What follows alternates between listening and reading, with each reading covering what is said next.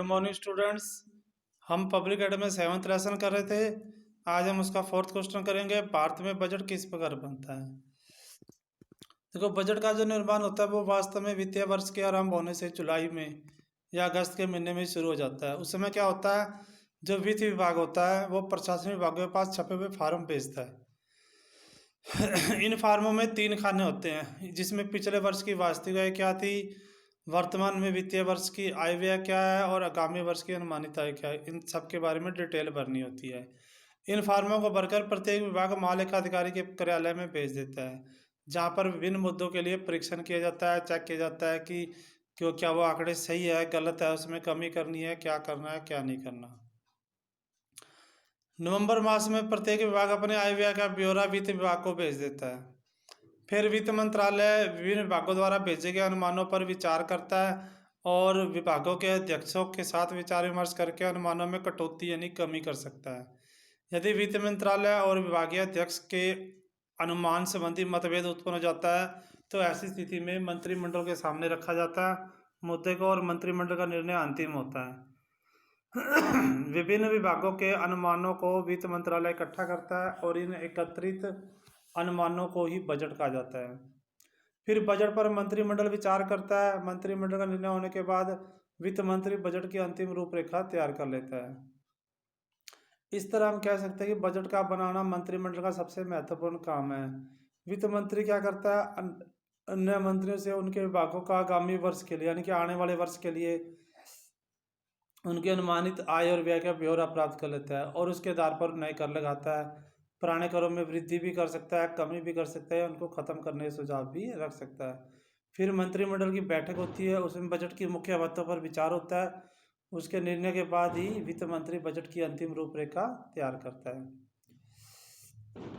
Next question है, संसद में बजट के पास होने की प्रक्रिया। देखो, बजट के 2 भाग होते हैं, एक आय और एक व्यय। आय संबंधी भाग में यह होता है कि सरकार की संपूर्ण आमदनी का ब्यौरा होता है, कहाँ से कैसे क्या इनकम होगी, और खर्च संबंधी सरकार में संघ सरकार द्वारा किए जाने वाला संपूर्ण व्यय होता है। बजट को पास करने के लिए 5 अवस्थाओं से गुजरना पड़ता है।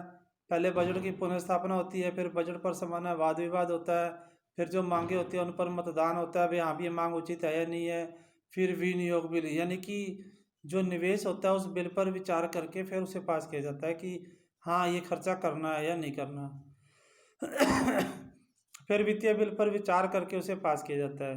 वित्तीय बिल को लोकसभा में पेश किया जाता है और जो वित्तीय बिल की प्रत्येक व्यवस्था के बारे में विभिन्न संशोधन प्रस्ताव पेश किए जाते हैं और किसी प्रस्तावित कर को कम करने या समाप्त करने की प्रार्थना लोकसभा के सामने रखी जाती है। जो प्रस्तावित कर होते हैं और संशोधित प्रस्ताव होते हैं उनके ऊपर लोकसभा में वाद विवाद होता है। वित्तीय बिल धन बिल की तरह ही लोकसभा के पास होकर राज्यसभा के पास जाता है और राज्यसभा की स्वीकृति के बाद उसे फिर बाद में राष्ट्रपति स्वीकृति के लिए भेज दिया जाता है। राष्ट्रपति को धन बिल पर किसी प्रकार का निषेधाधिकार प्राप्त नहीं है, क्योंकि धन बिल राष्ट्रपति की पूर्व अनुमति से ही लोकसभा में पेश किया जाता है। इस प्रकार बजट पास करने की वास्तविक शक्ति लोकसभा के पास ही है। नेक्स्ट क्वेश्चन है, बजट पास करने की प्रक्रिया में राज्यसभा की भूमिका बताना है। देखो, धन बिल या बजट होता है लोकसभा में पास होने के बाद राज्यसभा के पास आते हैं। वित्त बिल की व्याख्या संविधान के अनुच्छेद 110 के द्वारा की गई है। फिर भी वित्त बिल में कोई संदेह उत्पन्न हो जाए तो लोकसभा के स्पीकर का निर्णय अंतिम होता है। लोकसभा में से वित्त बिल पास होकर राज्यसभा के विचारों के लिए उसे सौंपा जाता है।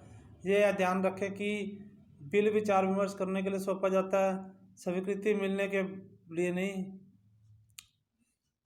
भारतीय राज्यसभा चाहे तो वो धन बिल को रद्द कर दे या उसमें परिवर्तन कर दे या 14 दिन तक उसे रोक ले या कोई कार्रवाई ना करे। इन सभी दिशाओं में बिल राज्यसभा के पास समझा जाता है। जिस रूप में लोकसभा ने उसे पास किया उसे राज्यसभा की स्वीकृति के लिए भेज दिया जाएगा और लोकसभा की इच्छा है कि वह धन बिल पर राज्यसभा की सिफारिश को माने या ना माने, ये उसकी मर्जी के ऊपर डिपेंड करता है। तो आज आपने इन तीनों क्वेश्चनों को लर्न करना है और 5वां क्वेश्चन राइट करना है। ओके।